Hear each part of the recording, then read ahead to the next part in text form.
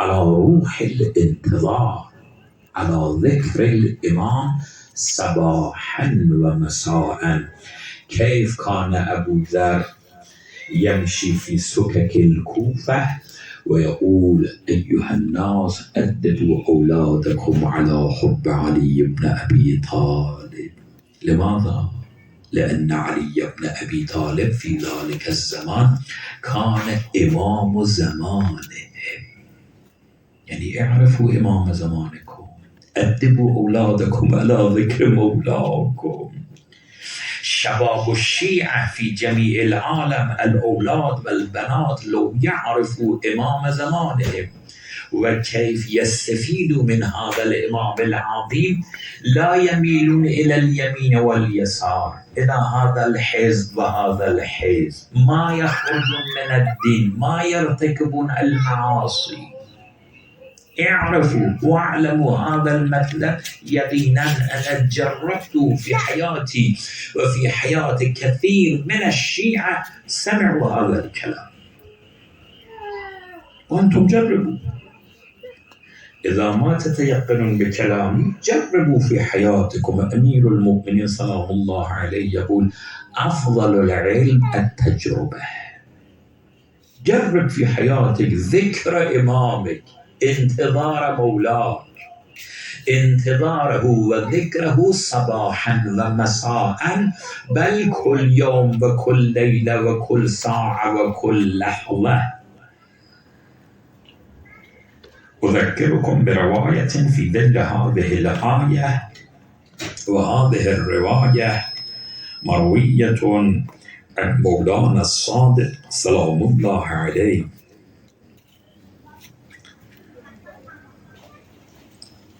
معذرة، جابر بن عبد الله الأنصاري في حديث مفصل بعدما نزلت هذه الآية على رسول الله: يا أيها الذين آمنوا أطيعوا الله وأطيعوا الرسول وأولي الأمر منكم، جاء جابر بخدمة رسول الله وقال: يا رسول الله، عرفنا الله ربنا، عرفنا رسول الله وهو أنت، فمن أولي الأمر؟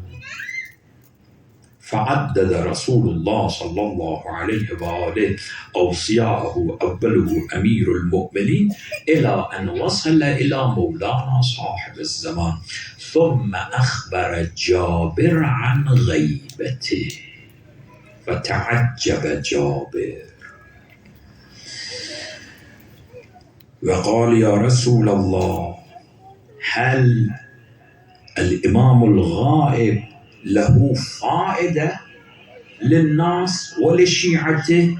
فقال رسول الله صلى الله عليه وآله: إي وربي، إنهم ليستضيئون بنوره وينتفعون بولايته كانتفاع الناس بالشمس وإن جللها السحاب.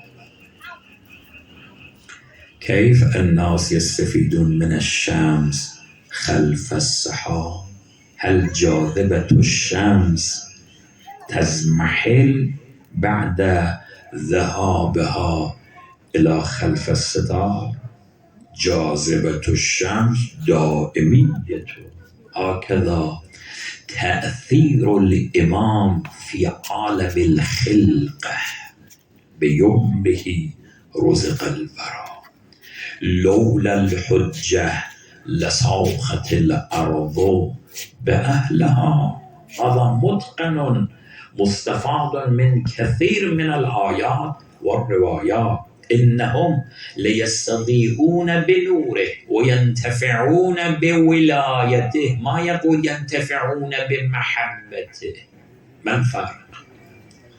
ما الفرق بين المحبة للإمام وبين ولاء الإمام؟ هل تعرفون الفرق؟ المحبة بس ألقة قلبية، سواء اعتقدت بمقام الإمام أم لا. بعض أهل السنة يحبون أمير المؤمنين، يحبون الإمام الحسين، حتى يحبون صاحب الزمان بعنوان أنه المهدي، ويوم من الأيام يظهر ويملأ العالم قسطا وعدلا، ولكن ما يعتقدون بمقام الإمام، ما لهم ولاء بالنسبة إلى الإمام. الولاء هذا المطلب الذي رسول الله صلى الله عليه وآله في يوم الغدير ذكر عقول الناس به. ماذا قال؟ قال: ألست أولى بكم من أنفسكم؟ ألست ولي المؤمنين؟ ألست صاحب اختيارهم؟ قالوا بلى. قال: فمن كنت مولاه فهذا علي مولاه. ثم دعا بدعاء مستجاب، هذا الدعاء مستجاب إلى يوم القيامة: اللهم وال من والاه، وعاد من عاداه، وانصر من نصره، واخذل من خذله. في هذه الرواية أيضا يقول رسول الله: إنهم لينتفعون بولايته، يعني لابد أن تعتقد بمقام إمام زمانك، ترى مولاك صاحب الولاية الكلية المطلقة الإلهية التكوينية والتشريعية. إذا اعتقدت بمقام إمامته ورأيت إمام زمانك متوليا على كل العالم، يعني كما تقرأ في زيارة الجامعة الكبيرة: خلقكم الله أنوارا فجعلكم بعرشه محدقين. الإمام مسلط على العرش، وكل 7 سماوات و7 أراضين والمخلوقات بينهم داخل العرش. الرحمن على العرش استوى.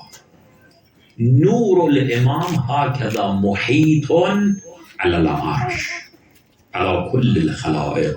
هذا مقام الولاء. الإمام له ولاية، هو مسلط على الكون، وأنت لابد أن تعتقد بهذا المقام لإمامك. إذا كنت معتقدا بهذا المقام فأنت تستفيد من وجود ومن إفاضات ومن عنايات هذا الإمام.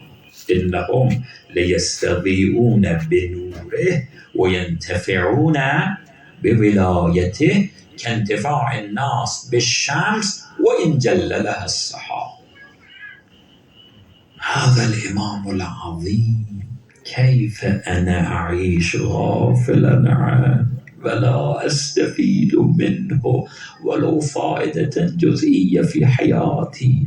أليس هذا خسران عظيم؟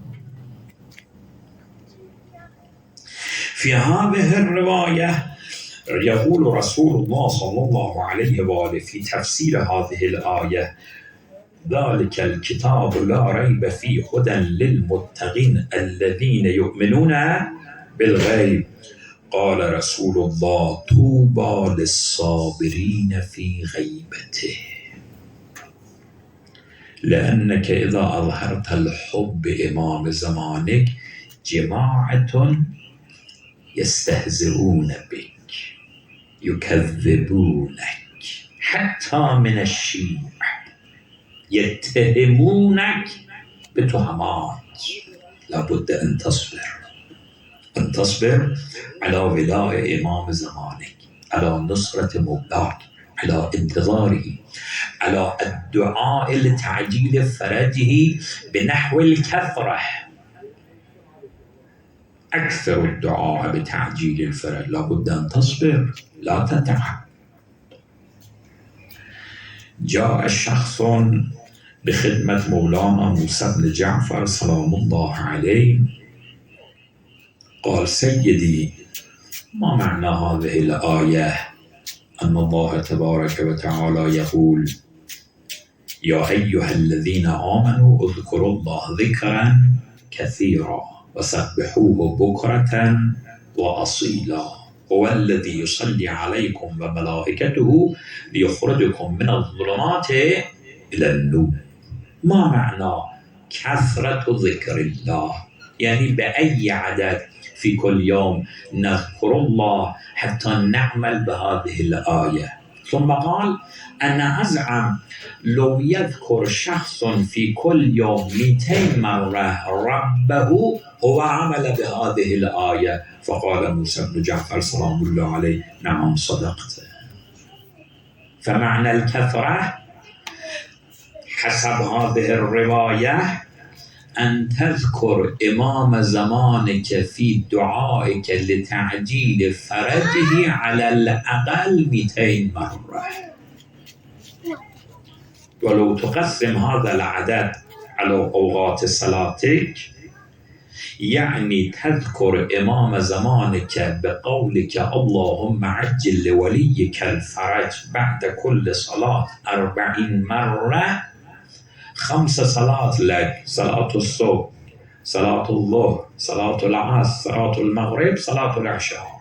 لو تذكر إمام زمانك بهذا الدعاء اللهم عجل لوليك الفرج 40 مرة بعد كل صلاة، أنت عملت بدستور مولاك صاحب الزمان، وأكثر الدعاء بتعجيل الفرج، فإن ذلك فرجكم. ذلك اسم الإشارة للبعيد، يعني ما يرجع إلى الفرج، ما يرجع إلى الدعاء، يرجع إلى ماذا؟ إلى الإكثار في الدعاء بتعجيل الفرج. يعني إذا دعوت لإمام زمانك بنحو الكثرة ترى في حياتك الفرج، العناية من الله، وسعة الرزق، حل المشاكل، شفاء المرضى. والله أنا جربته في حياتي، وكل من سمع كلامي وعمل بهذا الدستور من إمام زماننا رأى عنايات وألطاف من ربه ومن إمام زماني. أكثر الدعاء بتعجيل الفرج فإن ذلك فرجكم. فالانتظار والدعاء لصاحب الزمان يحتاج إلى الصبر. طوبى للصابرين في غيبته. ثم قال: طوبى للمقيمين على محبتهم، تارة يوم، يومين، أسبوع، أسبوعين، شهر، شهرين، سنة، سنتين تكون وتعيش منتظرا، تارة في جميع أيام دهرك، من بداية عمرك إلى آخر عمرك تعيش منتظرا. المقيمين على محبته. طوبى للصابرين في غيبته، طوبى للمقيمين على محبتهم. ثم قال: أولئك من وصفهم الله في كتابه فقال: الذين يؤمنون بالغيب.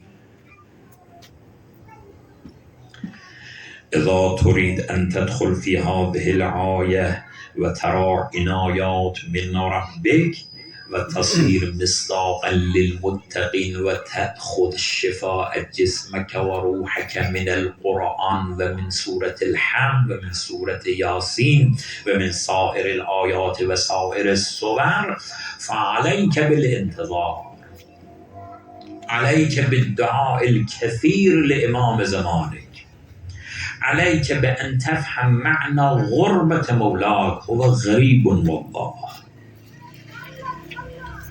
الإمام الصادق سلام الله عليه في تعبير يقول: إن صاحبكم المظلوم،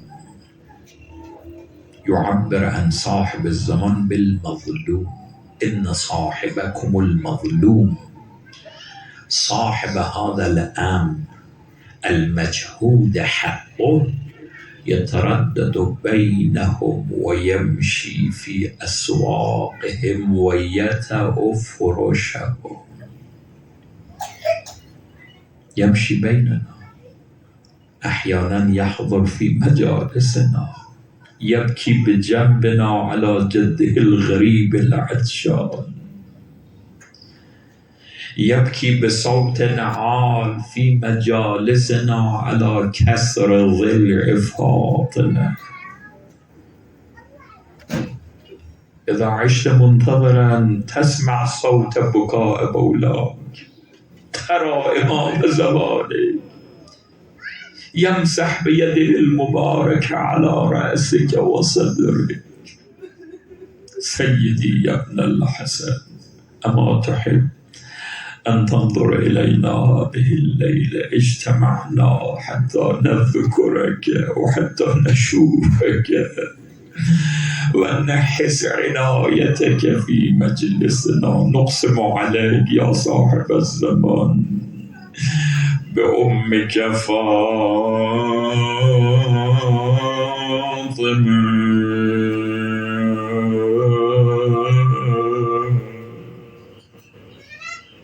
مولاي يا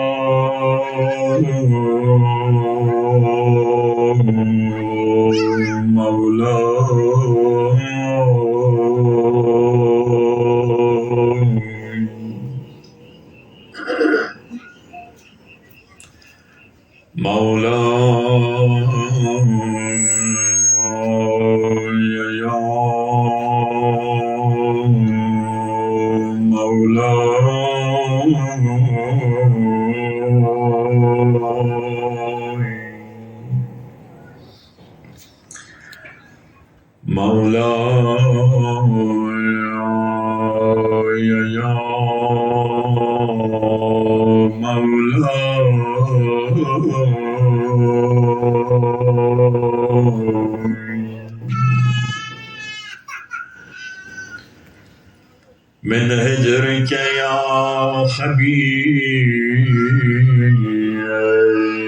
قلبي قد ضاق،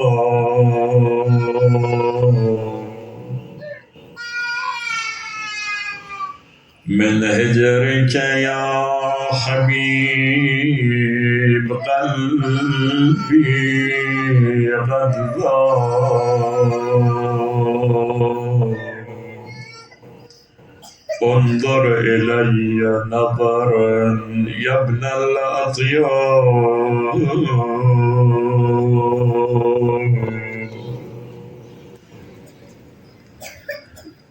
إن غبت لذنبنا فتبنا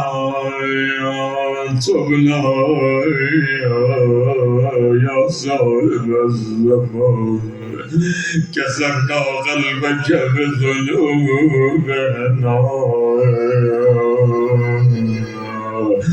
جرحنا خاطرك بعيوبنا وغفلاتنا.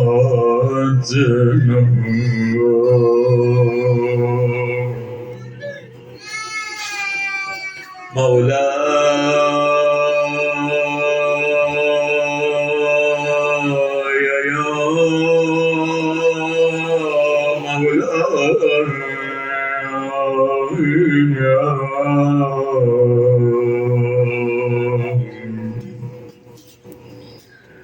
يا مولاي يا مولاي، إن غبت لذنبنا فتبنا،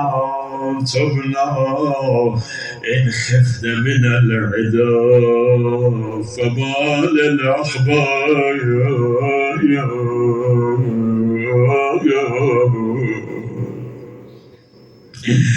شنو ذنب منتظرك يا ابن الحزين؟ سيدي أدركنا عنا، خذ بأيدينا، امسح بيدك المباركة على رؤوسنا.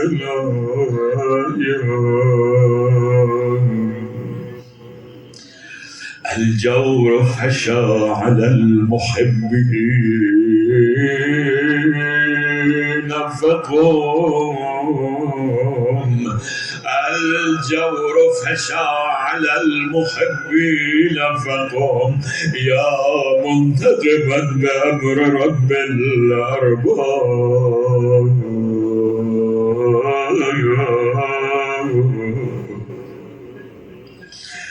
مولاي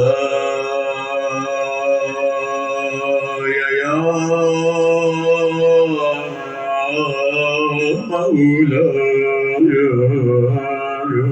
نادوا إمامكم والله هو يحبكم. إذا تذكر مولاك هو أيضا يذكرك ويظهر الحب إليك.